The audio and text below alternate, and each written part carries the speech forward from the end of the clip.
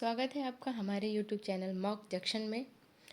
आज हम बिहार कांस्टेबल के लिए जीके का क्वेश्चन प्रैक्टिस करेंगे, जो कि क्वेश्चन ये सारे प्रीवियस ईयर क्वेश्चन पे बेस्ड हैं और ये क्वेश्चन बहुत बार एग्ज़ाम में देखे जा चुके हैं। ये क्वेश्चंस हमारे आने वाले एग्ज़ाम के लिए बहुत इम्पॉर्टेंट है। तो आज हम इसके बारे में अलग अलग सेट में जीके के क्वेश्चन को प्रैक्टिस करेंगे और सारे वीडियोज़ चैनल पर अपलोड होंगे।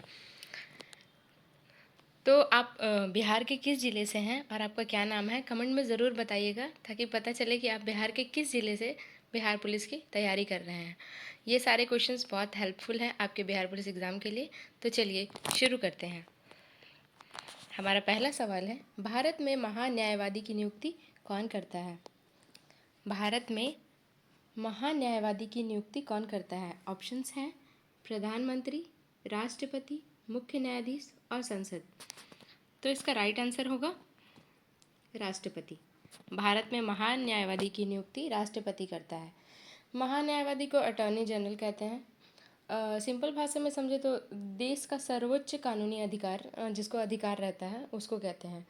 तो अभी प्रेजेंट में हमारे जो महान न्यायवादी हैं वो है आर वेंकट रमन स्वामी।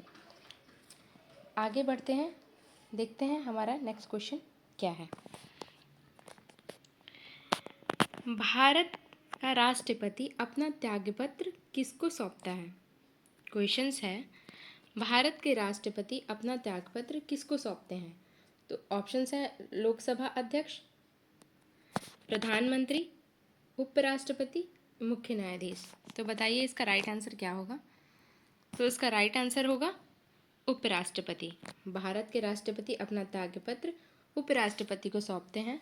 राष्ट्रपति के कार्यकाल का अवधि 5 साल का होता है, लेकिन बीच में अगर वो अपना त्यागपत्र देते हैं तो वो उपराष्ट्रपति को देते हैं और उपराष्ट्रपति ही राष्ट्रपति के कार्यभार को संभालते हैं। चलिए आगे बढ़ते हैं और नेक्स्ट क्वेश्चन को देखते हैं। भारत के वर्तमान राष्ट्रपति कौन हैं? तो जैसा कि मैंने आपको बताया कि ये जो क्वेश्चंस हैं ये सारे प्रीवियस ईयर क्वेश्चन पे बेस्ड है, तो इसीलिए ये 2001 टाइम के क्वेश्चंस है। तो इसीलिए उस टाइम के जो प्रधानमंत्री राष्ट्रपति थे वो थी प्रतिभा पाटिल, और प्रतिभा पाटिल जो है वो भारत की पहली महिला राष्ट्रपति भी थी। तो इसका राइट आंसर होगा भारत के वर्तमान राष्ट्रपति में प्रतिभा देवी सिंह जी पाटिल। तो यहाँ से एक क्वेश्चन बन जाता है ना कि भारत की पहली महिला राष्ट्रपति कौन थी, तो उसमें भी हम लिख सकते हैं प्रतिभा देवी सिंह पाटिल।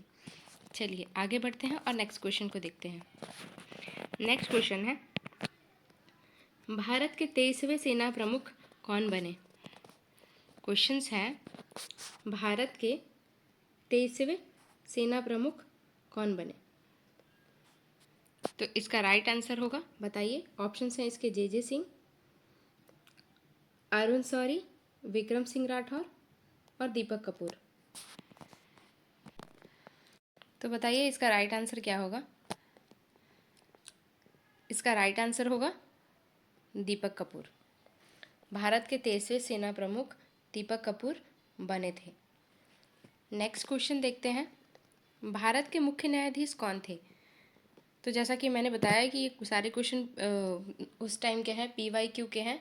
तो इसके ऑप्शंस है RC लोहाटी, AN सिंह, बालकृष्णन, इनमें से कोई नहीं। तो बताइए क्या होगा राइट आंसर? तो उस टाइम के जो भारत के मुख्य न्यायाधीश थे वो थे हमारे बालकृष्णन। तो राइट आंसर क्या हो जाएगा? बालकृष्णन। चलिए नेक्स्ट क्वेश्चन देखते हैं, राज्य मंत्री परिषद किसके प्रति उत्तरदायी होती है? हमारा क्वेश्चन है, राज्य मंत्री परिषद किसके प्रति उत्तरदायी होती है? तो इसके ऑप्शंस हैं राज्यपाल, राष्ट्रपति, विधानसभा और मुख्यमंत्री। बताइए इसका राइट आंसर क्या होगा? तो इसका राइट आंसर होगा विधानसभा। राज्य मंत्री परिषद सामूहिक रूप से विधानसभा के प्रति उत्तरदायी होता है। जब कभी मंत्री परिषद के विरुद्ध अविश्वास प्रस्ताव पारित होता है तब समूचा मंत्री परिषद को त्यागपत्र देना पड़ता है। मंत्री परिषदों की बैठक की अध्यक्षता मुख्यमंत्री करते हैं। चलिए आगे बढ़ते हैं और अपना अगला सवाल देखते हैं। बिहार, हमारा अगला सवाल है, बिहार में पुल सड़क निर्माण के लिए सरकार ने किस कंपनी के साथ अनुबंध किया?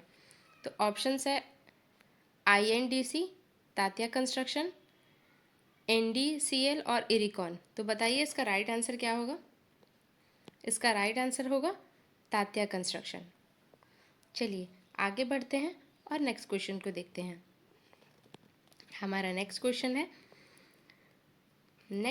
है हमारा, बिहार में जूट उत्पादन में कौन कौन सा जिला अग्रणी है? मतलब जूट उत्पादन के लिए बिहार में कौन सा जिला अग्रणी है? तो बताइए। ऑप्शंस है किशनगंज, पूर्णिया, अररिया और कटिहार। तो इसका राइट आंसर होगा ऑप्शन डी, कटिहार। जूट या पटसन वर्षाकालीन फसल है। भारत में आर्थिक विकास में जूट का महायोगदान है। इसके रेशे से कपड़े, बैग, ये सब थैले वगैरह बनाए जाते हैं और भारत, पाकिस्तान एवं बांग्लादेश इसके मुख्य उत्पादक देश हैं। भारत में जूट का उत्पादन राज्य पश्चिम बंगाल, बिहार एवं आसाम है। चलिए आगे बढ़ते हैं और नेक्स्ट क्वेश्चन को देखते हैं। 1857 के विद्रोह में बाबू वीर कुंवर सिंह ने बिहार के किस क्षेत्र में नेतृत्व प्रदान किया? तो ऑप्शंस है बक्सर, पटना, आरा और मुंगेर। तो बताइए। अगर आप बिहार के हैं तो आपको पता होगा कि 1857 के विद्रोह में बाबू कुंवर सिंह ने बिहार के आरा के क्षेत्र से अपना नेतृत्व प्रदान किया था। ये आरा के जगदीशपुर के थे और इस युद्ध के दौरान उनकी मृत्यु भी हो गई थी। चलिए नेक्स्ट क्वेश्चन देखते हैं। नवनिर्मित नालंदा विश्वविद्यालय के विजिटर कौन बनाए गए? तो इसके ऑप्शंस हैं अमर्त्य सेन, नीतीश कुमार, DY पाटिल और APJ अब्दुल कलाम। तो जैसा कि मैंने पहले ही बताया था कि ये PYQ क्वेश्चंस है, तो इसके सारे क्वेश्चंस PYQ पे बेस्ड हैं। तो इसका राइट आंसर हो जाएगा APJ अब्दुल कलाम। इसका राइट आंसर होगा डॉक्टर APJ अब्दुल कलाम। चलिए आगे बढ़ते हैं और नेक्स्ट क्वेश्चन को देखते हैं। नेक्स्ट क्वेश्चन है हमारा, बिहार में लगभग कितने क्षेत्र पर कृषि की कार्य होती है? तो ऑप्शंस है 80%, 86%, 60% और 65%। इसका राइट आंसर होगा 60%। बिहार में लगभग 60% पर कृषि का कार्य होता है। चलिए आगे बढ़ते हैं और नेक्स्ट क्वेश्चन को देखते हैं। हमारा नेक्स्ट क्वेश्चन है 12th नंबर, जो कि पहले बार में हमने महान्यायवाद के बारे में पढ़ा था, फिर उसी से रिलेटेड क्वेश्चन है। भारत के महान्यायविद को कौन हटा सकता है? तो इसका ऑप्शंस है राष्ट्रपति, राज्यपाल, मुख्य न्यायाधीश और लोकसभा अध्यक्ष। तो बताइए इसका राइट आंसर क्या होगा? तो जैसा कि हमने बताया कि महान्यायवाद की नियुक्ति कौन करता है? राष्ट्रपति करता है। तो इनको हटाने का अधिकार भी किसको होता है? राष्ट्रपति को होता है। चलिए आगे बढ़ते हैं और नेक्स्ट क्वेश्चन देखते हैं। बिहार में कितनी साक्षरता दर 2001 के जनगणना के अनुसार है? पूछ रहा है कि 2001 की जनगणना के अनुसार बिहार में कितनी साक्षरता दर है? तो इसके ऑप्शंस कौन कौन से हैं? 46.65%, 45%, 47.53% और 52%। तो इसका राइट आंसर क्या होगा बताइए। इसका राइट आंसर होगा 47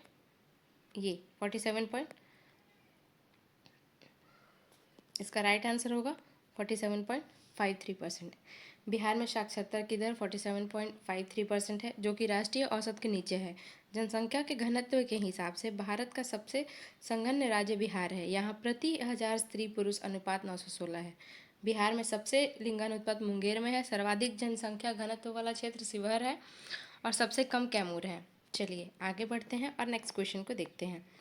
ध्यानचंद खेल हमारा पूछ रहा है नेक्स्ट क्वेश्चन। ध्यानचंद किस खेल से संबंधित है? तो इसके ऑप्शंस हैं क्रिकेट, शतरंज, हॉकी और कबड्डी। तो बताइए इसका राइट आंसर क्या होगा? इसका राइट आंसर होगा हॉकी। ध्यानचंद खेल जो है वो हॉकी से संबंधित है। मेजर ध्यानचंद सिंह जी, जिनका जन्म 29 अगस्त को हुआ था, भारतीय फील्ड हॉकी के भूतपूर्व खिलाड़ी एवं कप्तान थे। वे 3 बार ओलंपिक में स्वर्ण पदक जीतने वाले भारतीय हॉकी टीम के सदस्य रहे। उन्हें हॉकी का जादूगर भी कहा जाता था। उनकी जन्मतिथि को भारत में राष्ट्रीय खेल दिवस के रूप में भी मनाया जाता है। तो इस बात को यहाँ पे याद रखिएगा कि 29 अगस्त को राष्ट्रीय खेल दिवस के रूप में भी मनाया जाता है। किसके जन्मदिन के उपलक्ष्य में? मेजर ध्यानचंद सिंह के जन्मदिन के उपलक्ष्य में। और इनको हॉकी का जादूगर भी कहा जाता था। चलिए आगे बढ़ते हैं और नेक्स्ट क्वेश्चन को देखते हैं। शेर शाह के बचपन का नाम क्या था? ये पूछ रहा है कि शेर शाह के बचपन का नाम क्या था। तो इसके ऑप्शन है फरीद, सलीम, रहीम और मुरीद। तो बताइए। तो इसका राइट आंसर क्या होगा बताइए। इसका राइट आंसर होगा फरीद। सूर्य साम्राज्य के संस्थापक अफगान वंशीय शेर शाह सूरी था, शेरशाह का जन्म 1472 ईस्वी में बजवाड़ा होशियारपुर में हुआ था। इसके बचपन का नाम फरीद का था। इसके पिता हसन खां जौनपुर राज्य के अंतर्गत सासाराम के जमींदार थे। आप लोग कमेंट करिएगा आप लोगों में से सासाराम के कौन कौन से हैं। चलिए नेक्स्ट क्वेश्चन देखते हैं। नेक्स्ट क्वेश्चन क्या है, भारतीय राष्ट्रीय कांग्रेस की स्थापना कब हुई? तो ऑप्शंस है 1857 ईस्वी, 1895 ईस्वी, 1885 ईस्वी और 1785 ईस्वी। तो बताइए इसका राइट आंसर क्या होगा? तो इसका राइट आंसर होगा 1885 ईस्वी। राइट आंसर है इसका होगा 1885। इसका राइट आंसर होगा 1885 ईस्वी।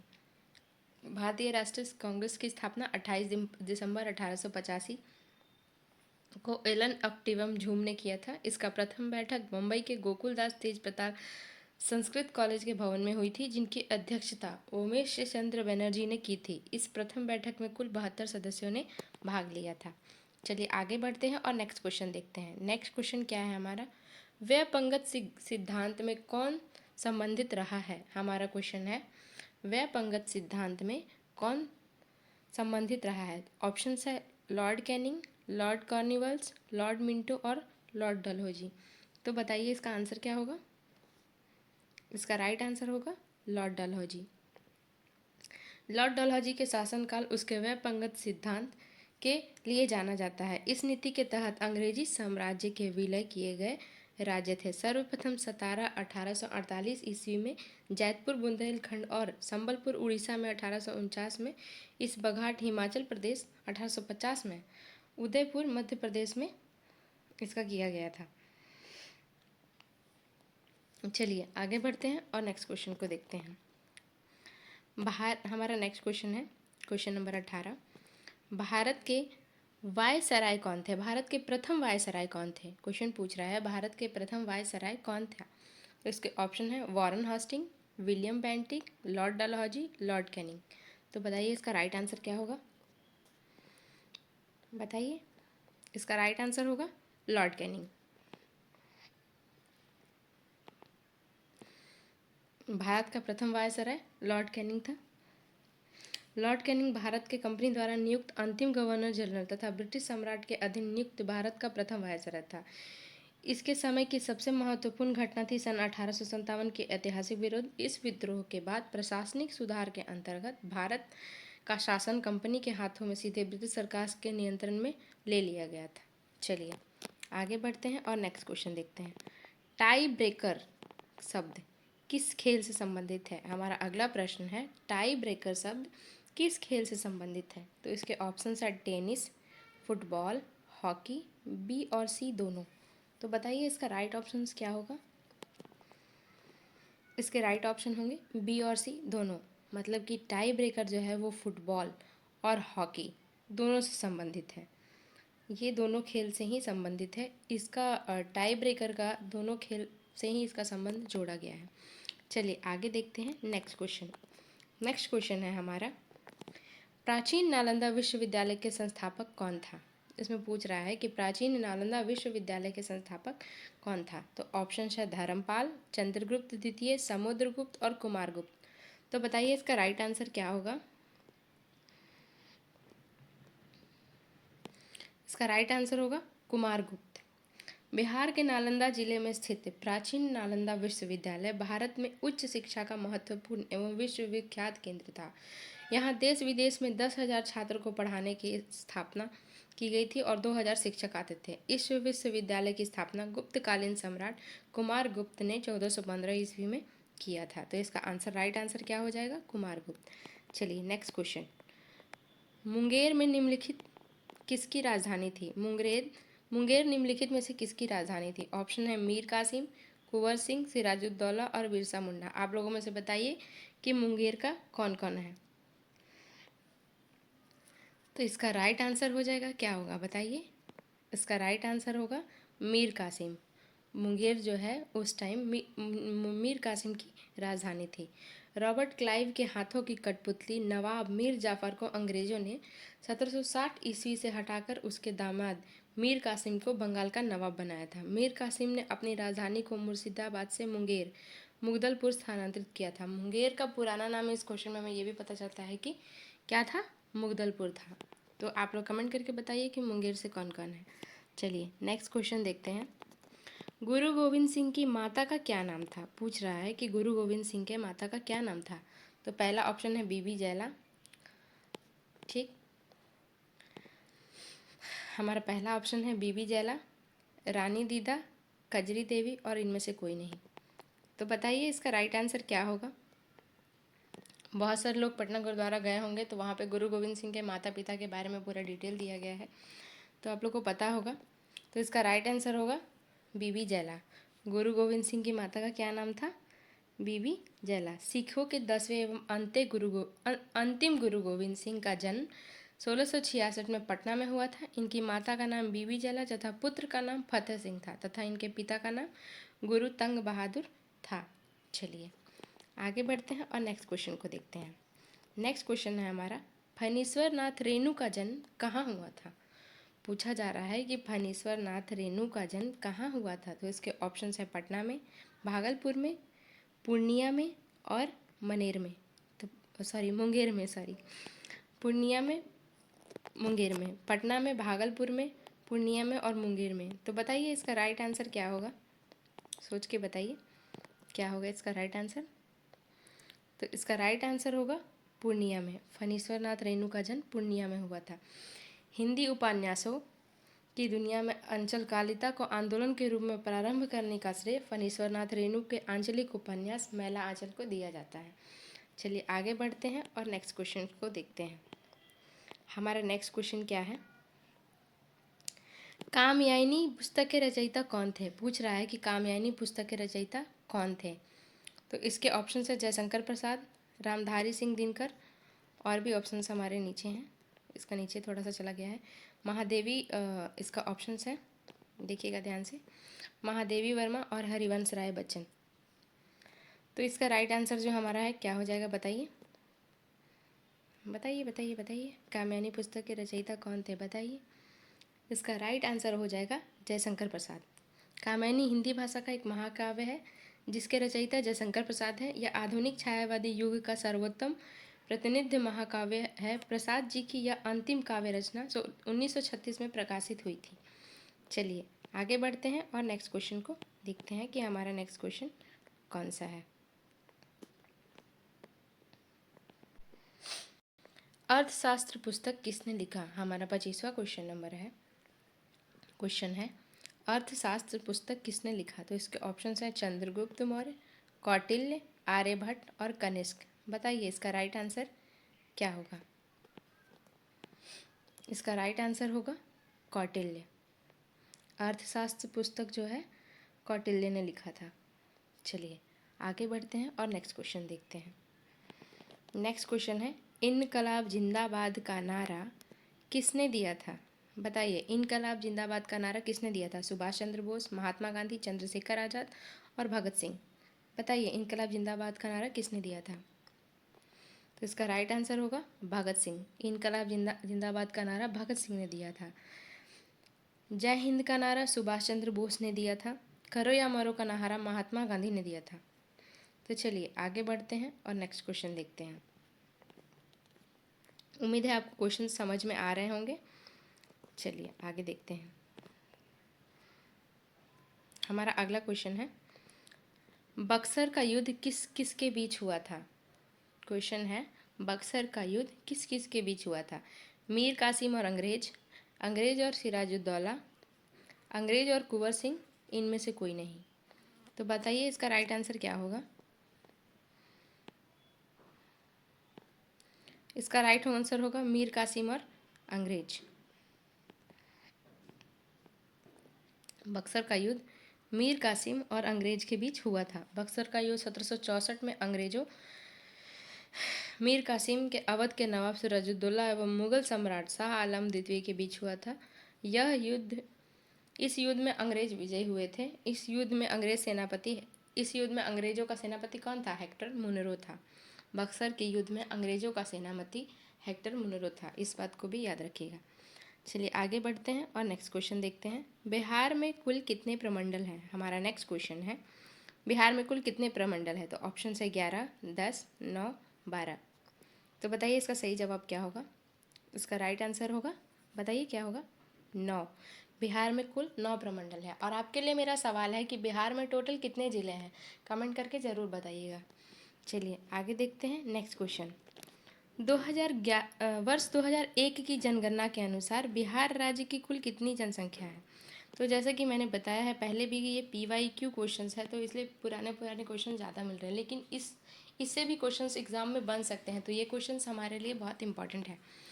तो क्या क्वेश्चन है हमारा? 2001 की जनगणना के अनुसार बिहार की कुल जनसंख्या कितनी थी? तो इसका राइट आंसर होगा 8,28,78,796। चलिए आगे बढ़ते हैं और हमारा ये लास्ट क्वेश्चन है, इसको देख लेते हैं। हमारा लास्ट क्वेश्चन है सितारा देवी किस विद्या से संबंधित है? सितारा देवी किस विद्या से संबंधित है? ऑप्शन है दरभंगा पेंटिंग, मधुबनी पेंटिंग, शास्त्रीय संगीत और कथक नृत्य। तो बताइए। तो इसका राइट आंसर होगा कथक नृत्य। इसका राइट आंसर होगा कथक नृत्य। सितारा देवी भारत के प्रसिद्ध कथक नृत्यांगना थी। इनका जन्म 8 नवंबर 1920 को कोलकाता में हुआ था तथा 25 नवंबर 2014 को इनका निधन हो गया था।